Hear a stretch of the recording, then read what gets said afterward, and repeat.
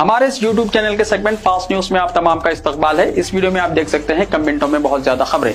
तो आइए शुरू करते हैं वीडियो को और देखते हैं आज की ताजा तरीन खबरें। मूंगफली का दाना गले में फंसने से 4 साल लड़की की मौत। हैदराबाद शहर के मुजाफाती इलाके अब्दुल्लापुर में एक अफसोसनाक वाकया पेश आया, जहां 4 साल लड़की के गले में मूंगफली का दाना फंस जाने से इसकी मौत हो गई। तफसीलात के मुताबिक लश्करगोड़ा अब्दुल्लापुर मेट के साकिन श्याम सुंदर और माधवी की बेटी तन्विका मूंगफली खा रही थी कि अचानक एक दाना इसके गले में फंस गया। लड़की की हालत बिगड़ने पर फौरी तौर पर इसे हैदराबाद के नीलोफर हॉस्पिटल मुंतकिल किया गया, ताहम वो दौरान इलाज दम तोड़ गई।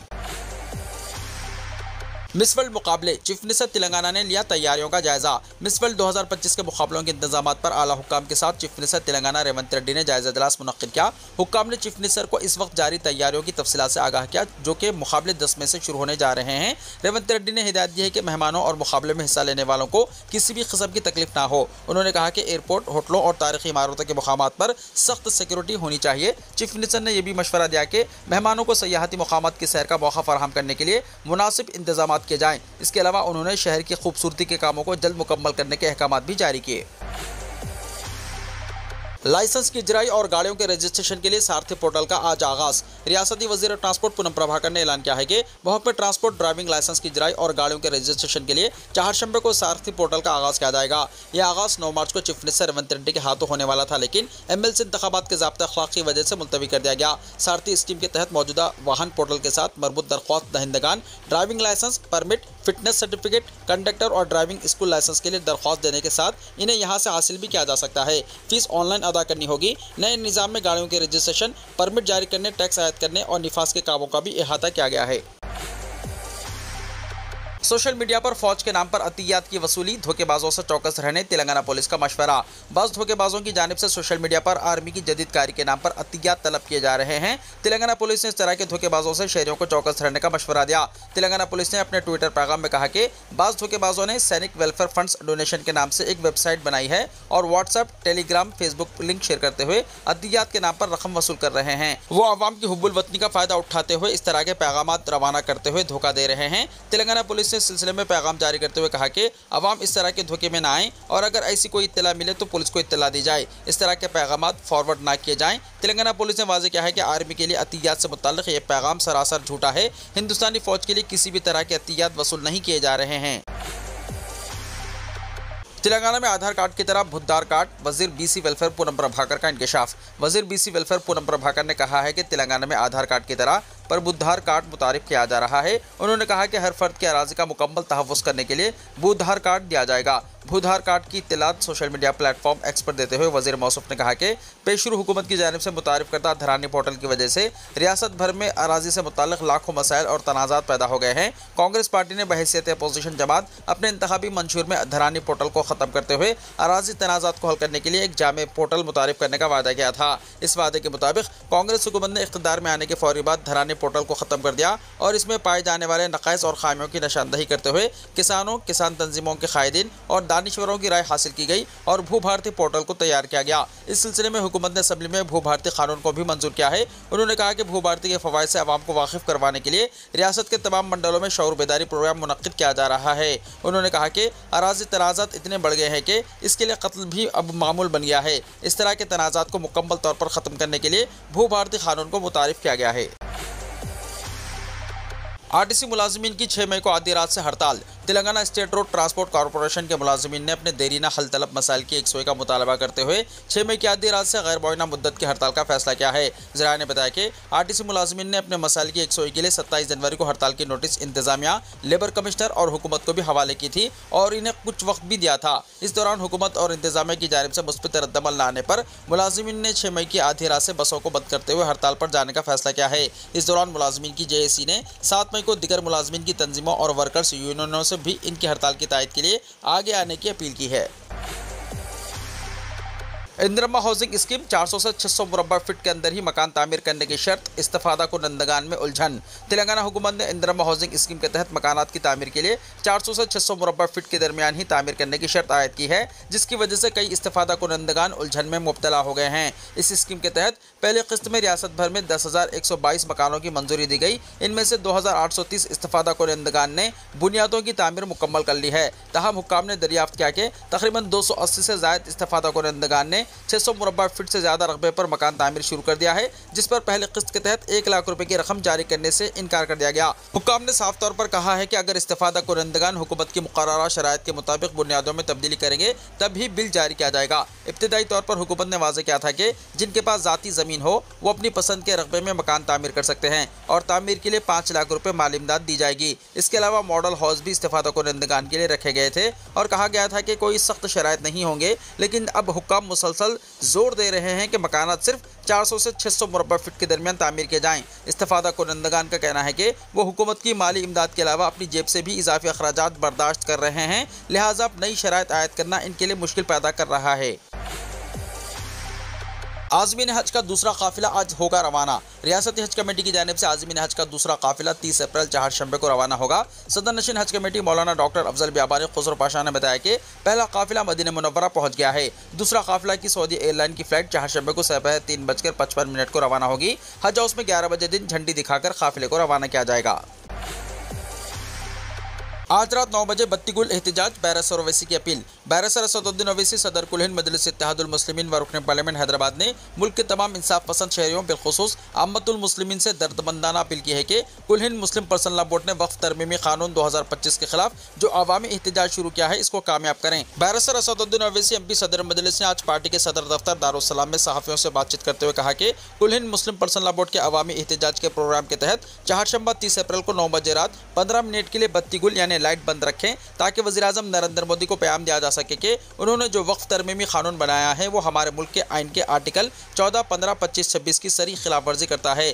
खास तौर पर मुसलमानों के धर्म में वक्फ बोर्ड पर मदाखिलत की जा रही है। बैरिस्टर असदुद्दीन ओवैसी ने गुजारिश की है कि 30 अप्रैल को 9 बजे रात 15 मिनट के लिए अपने घरों, दुकानों, कारोबारी इदारों की लाइट बंद करके अपना एहतिजाज दर्ज करवाएं और पैगाम दे के ये जो कानून बनाया गया है ये दस्तूर के बुनियादी हुकूक के खिलाफ बनाया गया है। बत्तीगुल एहतिजाजी प्रोग्राम के मौके पर मोहतात और चौकन्ना रहने की अपील फरीद सहर ने कहा।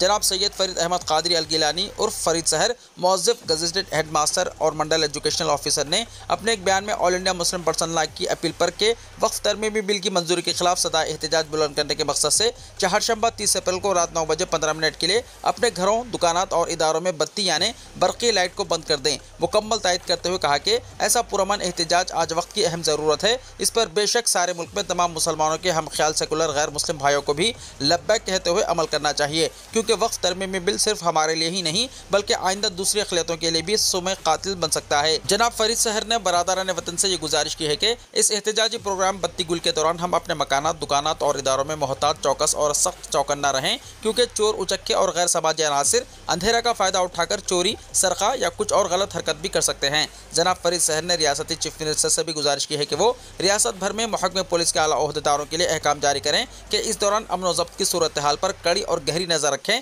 ताकि कोई नाखुशगवार वाक़या पेश न आए।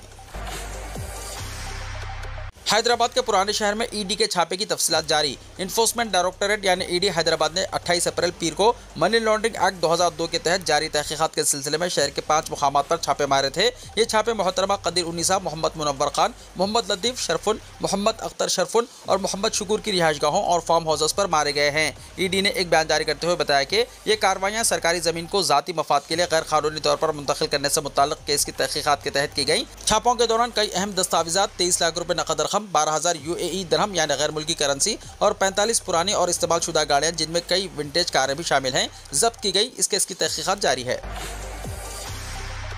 आरवी कर्नन ने कमिश्नर जेएचएमसी के ओहदे का जायजा हासिल कर लिया। ग्रेटर हैदराबाद म्युनिसिपल कॉर्पोरेशन के कमिश्नर की हैसियत से कल IAS ओहदेदार आरवी कर्नन ने जायजा हासिल कर लिया। जेएचएमसी के हेडक्वार्टर में जायजा हासिल करने के बाद आरवी कर्नन ने ओहदेदारों के साथ इजलास मुनक्किद किया। तेलंगाना हुकूमत ने आरवी कर्नन को एलएमबर्ती IAS की जगह जेएचएमसी का नया कमिश्नर मुकर्रर किया है। BLM से आरवी कर्नन ने ओहदे का जायजा हासिल किया। इससे पहले RV Karnan director health and family welfare की हैसियत से नुमाया खिदमत अंजाम दे चुके हैं। उन्होंने होटलों, रेस्टोरेंट्स, पब्स और आइसक्रीम पार्लर्स में सेहत और सफाई का जायजा लेने और मियारी अशिया की सरबराही को यकीनी बनाने के लिए रियासतगीर सतह पर मुहिम चलाई थी। बड़े पैमाने पर दावे किए गए और आवाम को महफूज ग़िज़ा की सरबराही को यकीनी बनाया गया। कमिश्नर जेएचएमसी के ओहदे से सबकदोश होने वाले एलएमबर्ती ने हैदराबाद की तरक्की और बुनियादी इंफ्रास्ट्रक्चर की फराहमी में अहम रोल अदा किया। हुकूमत ने इन्हें हैदराबाद मेट्रोपॉलिटन डेवलपमेंट अथॉरिटी के सेक्रेटरी के तौर पर मुकर्रर किया है। ग्रेटर हैदराबाद म्युनिसिपल कॉर्पोरेशन के ओहदेदारों ने नए कमिश्नर का इस्तकबाल किया और सबकदोश कमिश्नर से उनकी नई जिम्मेदारियों के सिलसिले में नेक तमन्नाओं का इजहार किया। आज SSC results chief minister Revanth Reddy 1 बजे दिन नतायज जारी करेंगे। एसएससी एग्जाम्स 2025 के नतायज 30 अप्रैल को जारी होंगे। चीफ मिनिस्टर रेवंत रेड्डी चारशंबे को 1 बजे दिन रविंद्रा में 10th क्लास के नतायज जारी करेंगे। इस मरतबा मार्क्स के साथ मजमूनवारी ग्रेड्स भी दिए जाएंगे।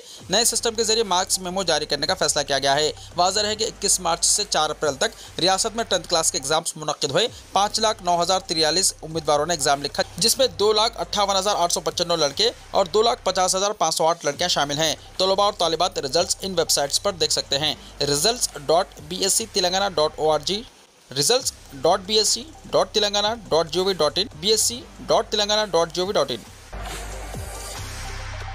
पार्सल डिलीवरी के लिए तेलंगाना पोस्टल डिपार्टमेंट की नई मुनफरिद स्कीम। तेलंगाना पोस्टल सर्कल ने आवाम की सहूलत के लिए एक मुनफरिद पार्सल डिलीवरी स्कीम शुरू की है, जिसमें आरटीसी के इश्तराक से 2 किलोग्राम वजन के पार्सल उसी दिन या दूसरे दिन डिलीवरी कर दिए जाएंगे। Additional director postal services Sharad Kumar के मुताबिक हिंदुस्तान में तेलंगाना पोस्टल सर्कल वाहिद सर्कल है जिसने इंडिया पोस्ट पार्सल फाइनल मील के नाम से नई स्कीम मुतारिफ की है। इस स्कीम के तहत रियायती शरह पर पार्सल मुंतकिल किया जाएगा। इस स्कीम के तहत कस्टमर्स पोस्ट ऑफिस या करीबी नोडल डिलीवरी सेंटर को अपने पार्सल हवाले कर सकते हैं, जिसके जरिए उसी दिन या फिर दूसरे दिन महज 15 रुपए पर 2 किलो का पार्सल मुंतकिल किया जाएगा। जीएसटी अलहदा तौर पर रहेगी। तेलंगाना पोस्टल सर्कल ने आरटीसी से इस सिलसिले में इश्तराक किया। रियासत में तमाम 233 पोस्ट ऑफिस में पार्सल बुक किए जा सकते हैं। आरटीसी तमाम पोस्ट ऑफिस को पार्सल हवाले करेगा। तेलंगाना पोस्टल सर्कल ने तिजारती इदारों और आवाम से इस सहूलत से इस्तेफादा की अपील की है। मज़ीद तफसीलात के लिए करीबी पोस्ट ऑफिस या बिजनेस डेवलपमेंट सेल से फ़ोन नंबर 04023463616 पर कॉन्टैक्ट कर सकते हैं।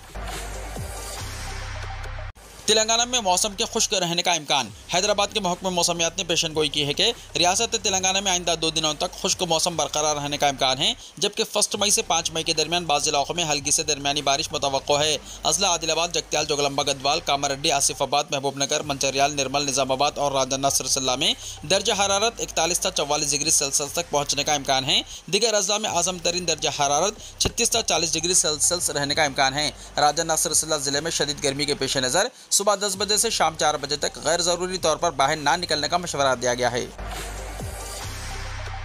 कचरा कुंडी में रिश्वत की रकम। हैदराबाद के मुजाफात में सब इंस्पेक्टर एसीबी के जाल में। शहर के मुजाफात में वाक़ शामीरपेट पुलिस स्टेशन के सब इंस्पेक्टर यानी एसआई परशुराम को महकमा इंसदाद रिश्वत सतानी के हुक्काम ने उस वक्त रंगे हाथों गिरफ्तार कर लिया जब वो एक शख्स से पुलिस केस से बचाने के लिए 2,22,000 रुपये रिश्वत वसूल कर रहा था। इस केस की तफसीलात डीएसपी श्रीधर ने जारी की। 15 अप्रैल को शामीरपेट के हुदूद में एक किराना दुकान के लिए लाए जा रहे मालबरदार गाड़ी से 2,42,000 रुपये मालियत के तेल के डब्बों की चोरी की शिकायत एक शख्स ने पुलिस में दर्ज करवाई। पुलिस ने तहकीकात के दौरान 2 अफराद सूर्या और अखिलेश को तेल चोरी में मुलव्विस करार देकर उसी दिन गिरफ्तार कर लिया। तफ्तीश के दौरान ये बात सामने आई कि चोरी शुदा तेल के डब्बे एक तीसरे शख्स ने खरीदे थे। इस केस की तहकीकात कर रहे एसआई परशुराम ने तेल खरीदने वाले इस शख्स को 20 अप्रैल को पुलिस स्टेशन बुलाया और कहा कि अगर वो इस केस से बचना चाहता है तो इसे 2 लाख रुपए देने होंगे। खौफजदा मुतासरा शख्स ने अगले ही दिन एसआई की गाड़ी में 2 लाख रुपए की रकम पहुंचा दी। बाद एसआई ने मुतासरा को दोबारा फोन करके कहा कि दी गई रकम पूरी नहीं है और मजीद 25,000 रुपए का मुतालबा किया। आखिरकार मामला 22,000 रुपए में मामला तय पाया। एसआई की धमकियों से तंग आकर मुतासरा शख्स ने 23 अप्रैल को एसीबी से राब्ता किया। मंसूबे के मुताबिक पीर की दोपहर एसीबी हुक्काम शामीरपेट पुलिस स्टेशन के बाहर मौजूद रहे और मुतासरा शख्स को 22,000 रुपए देकर अंदर भेजा। जब मुतासरा शख्स एसआई के पास पहुंचा और रकम दी तो एसआई ने कहा कि वो ये रकम मेज के साथ रखे कचरे के डब्बे में डाल दे। मुतासरा ने ऐसा ही किया और बाहर निकल आया। उसी दौरान एसआई जब रकम निकालकर गिन रहा था, एसीबी हुक्काम ने इसे रंगे हाथों गिरफ्तार कर लिया।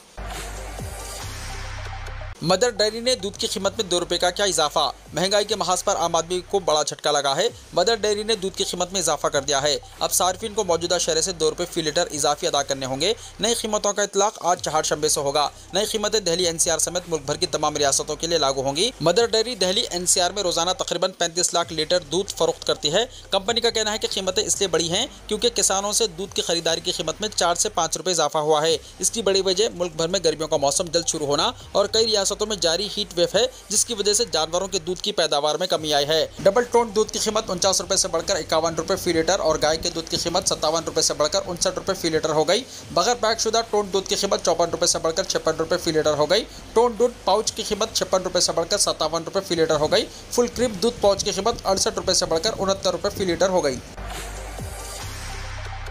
यूपीआई खिदमात में खलल, हुकूमत का अदायगी निज़ाम को मुस्तहकम बनाने पर जोर। मुल्क में यूनिफाइड पेमेंट इंटरफेस यानी यूपीआई की खिदमात में हालिया खलल के पेश नज़र हुकूमत ने अदायगी के निज़ाम को मज़ीद मुस्तहकम और काबिल एतमाद बनाने के लिए इक़दाम तेज़ कर दिए हैं। वज़ीर ख़जाना निर्मला सीतारमन ने पीर को इस सिलसिले में एक आला सतही इजलास की सदारत की, जिसमें यूपीआई इकोसिस्टम की मौजूदा सूरत हाल का जायज़ा लिया गया और तकनीकी इंफ्रास्ट्रक्चर को बेहतर बनाने की हिदायत जारी की गई। इस इजलास में वज़ारत ख़जाना, रिजर्व बैंक ऑफ इंडिया यानी RBI और national payments corporation of India यानी NPCI के आला हुक्काम शरीक हुए। इजलास के दौरान यूपीआई निज़ाम में बार बार पेश आने वाले तकनीकी मसाइल पर तफसील से तबादला ख्याल किया गया और मुस्तकबिल में ऐसी रुकावटों से बचाव के लिए मौसर हिकमत अमली मुरतब करने पर जोर दिया गया।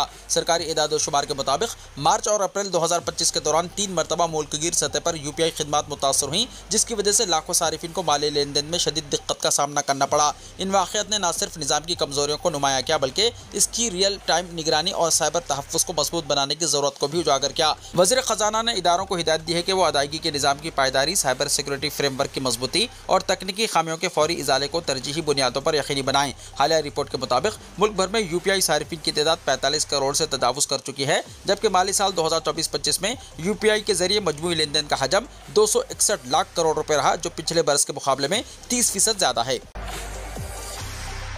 Justice BR Gavai chief justice of India मुकर्रर। जस्टिस भूषण रामाकृष्णा गवई को हिंदुस्तान के अगले चीफ जस्टिस की हैसियत से मुकर्रर किया गया है। वो 14 मई को चीफ जस्टिस ऑफ इंडिया के ओहदे का जायजा लेंगे। इससे एक दिन पहले मौजूदा चीफ जस्टिस संजू खन्ना सबकदोश होने वाले हैं। वजारत कानून ने एक एलामिया जारी करते हुए ऐलान किया है कि जस्टिस गवई हिंदुस्तान के 52वें चीफ जस्टिस होंगे। एलामिया में कहा गया है कि सदर जमहूरिया को दस्तूर हिंद के आर्टिकल 124(2) के तहत हासिल इख्तियारात के तहत श्री जस्टिस भूषण रामाकृष्णा गवई को, जो सुप्रीम कोर्ट के जज हैं, 14 मई 2025 से चीफ जस्टिस ऑफ इंडिया मुकर्रर करते हुए बड़ी मसरत हो रही है। तरीक़ेकार के मुताबिक चीफ जस्टिस खन्ना ने 16 अप्रैल को मरकजी हुकूमत को उनके नाम की सिफारिश की थी। जस्टिस गवई की मियाद ज़्यादा 6 महीने होगी और वो 65 साल की उम्र की तकमील पर 23 नवंबर को ओहदे से सबकदोश होंगे। इन्हें 24 मई 2019 को सुप्रीम कोर्ट के जज की हैसियत से तरक्की दी गई थी। वो चीफ जस्टिस खन्ना के बाद सुप्रीम कोर्ट के सीनियर तरीन जज हैं।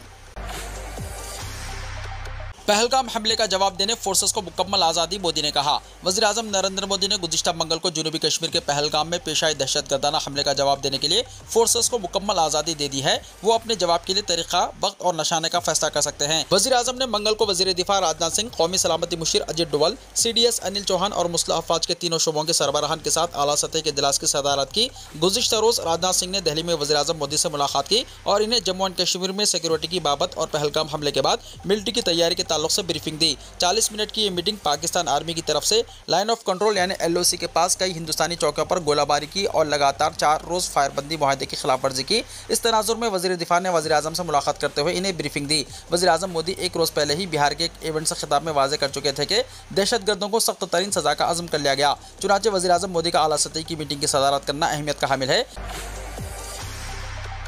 पहलगाम हमले के बाद भी कश्मीर में सयाहों की आमद जारी। जनूबी कश्मीर के पहलगाम इलाके में गुज़िश्ता हफ्ते पेश आए दहशतगर्दाना हमले के बावजूद वादी कश्मीर में सयाहती सरगर्मियाँ मुकम्मल तौर पर बहाल हैं और सयाहों की आमद का सिलसिला जारी है। सयाहती मुकाम गुलमर्ग में गंडोला सवारी समेत मुख्तलिफ सरगर्मियों से लुत्फ़ अंदोज़ होते हुए मुल्की और गैर मुल्की सयाहों की खासी तादाद देखने को मिल रही है, जिससे यह वाज़ेह पैगाम जा रहा है कि दहशतगर्दी वादी में खौफ व हिरास फैलाने में कामयाब नहीं हो सकी। सयाहती शोबे से वाबस्ता अफराद के मुताबिक हमले के बाद इब्तिदाई चंद रोज़ सयाहों की बुकिंग मनसूखी में गैर मामूली इजाफा देखने को मिला। ताहम मजमूई तौर पर सयाहों की दिलचस्पी में कोई खास कमी नहीं आई। गुलमर्ग, पहलगाम, सोनमर्ग और दीगर अहम सयाहती मुकामात पर होटल और हाउस बोट्स में अब भी बड़ी तादाद में सयाह क़याम पजीर हैं। महाराष्ट्र से ताल्लुक़ रखने वाली एक खातून सयाह ने UNI से बात करते हुए कहा कि हमने मीडिया में जो कुछ सुना था, यहाँ आकर इससे बिल्कुल मुख्तलिफ हालात देखे। कश्मीर निहायत महफूज है, यहाँ के लोग मेहमान नवाज और मोहब्बत करने वाले हैं और हुकूमत फोर्सेस ने सिक्योरिटी के बेहतरीन इंतजाम कर रखे हैं। हज वीज़ा के बगैर मक्का मुकर्रमा में दाखिला ममनू। मंगल के रोज़ से तमाम अक़साम का वीज़ा रखने वाले अफराद पर मक्का मुकर्रमा में दाखिले या वहाँ क़याम पर पाबंदी का फैसला नाफिजुल अमल हो गया है। अलबत्ता हज वीज़ा के हामिल अफराद इस फैसले से मुस्तस्ना होंगे। ये फैसला सऊदी वज़ारत दाखिला की जानिब से पहले से ऐलान करदा इक़दाम के मुताबिक है, जिनका मकसद हुज्जाज किराम की सलामती को यकीनी बनाना और मनासिक हज को अमन और इत्मीनान के साथ अदा करने की राह हमवार करना है। वज़ारत दाखिला ने इससे पहले ऐलान किया था कि 1446 हिजरी के हज सीज़न की तैयारियों के सिलसिले में और हुज्जाज किराम की हिफाजत और सलामती को यकीनी बनाने के लिए मंगल फर्स्ट जुल्क़ायदा 1446 हिजरी बमुताबिक 29 अप्रैल 2025 से मक्का मुकर्रमा में दाखिल होने या वहाँ क़याम की इजाज़त सिर्फ उन अफराद को होगी जिनके पास हज वीज़ा होगा। वज़ारत ने मज़ीद वाज़ेह किया है कि यह फैसला हज सीज़न की बिला ताअत्तुल रवानी, हुज्जाज की हिफाजत और मनासिक की अदायगी के दौरान आला तरीन सतह की नज़्म व नस्क़ और सलामती को यकीनी बनाने के लिए किया गया है। वज़ारत दाखिला ने तमाम अफराद से हिदायत की मुकम्मल पाबंदी की अपील की है और साथ ही तंबीह की है कि खिलाफ वर्जी करने वालों के खिलाफ मुतल्लिक़ा इदारे कानूनी कार्रवाई करेंगे। वीडियो को लाइक शेयर कीजिए और हमारे इस YouTube चैनल को सब्सक्राइब करते हुए इसके बेल आइकॉन को भी प्रेस कर लीजिए ताकि ऐसी ही ताज़ा तरीन खबरें आइंदा भी आपको मिलती रहें।